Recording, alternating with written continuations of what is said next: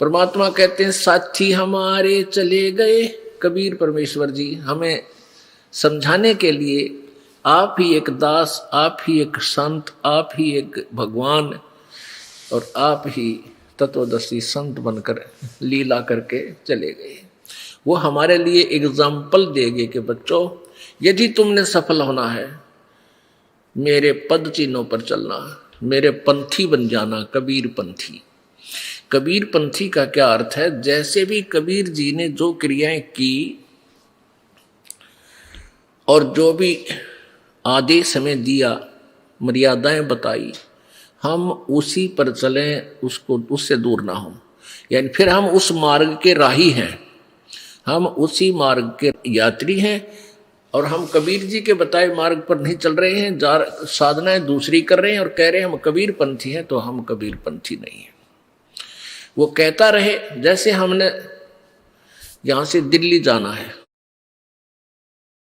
और दिल्ली का रास्ता बता रखा है कि यहां से ऐसे आप हाँसी जाइए, हाँसी से फिर रोहतक, रोहतक से दिल्ली, ये स्टेशन है। तो हम सभी यदि ऐसे ही जा रहे हैं तो हम दिल्ली पंथी हैं, क्योंकि हम दिल्ली की तरफ यात्रा कर रहे हैं। और यदि हम सिरसा की साइड में या लुधियाना साइड में जा रहे हैं और फिर भी कह रहे हैं कि हम दिल्ली पंथी हैं, दिल्ली जा रहे हैं, हम कह अवश्य रहे हैं लेकिन हम दिल्ली वाले रास्ते से नहीं जा रहे हैं, हम विपरीत दिशा में जा रहे हैं। ठीक इसी प्रकार जो साधक कबीर पंथी कहलाते हैं और कबीर जी द्वारा बताए गए उन मंत्रों का जाप उनको प्राप्त नहीं है, वो ज्ञान उनके पास नहीं है, तो वो दिल्ली पंथी नहीं है, वो तो वापस जा रहे हैं अपने घर के विपरीत जा रहे हैं।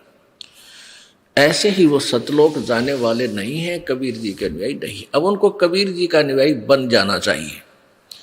ठीक है, भूल में रिश्ता किसी ने गलत मार्गदर्शन कर दिया, दूसरी दिशा में जा रहे हैं और वहां आपको पता लग जाता है कि हम तो गलत चल पड़े, तो वहीं से मुड़ जाना चाहिए। समझदारी सी में है।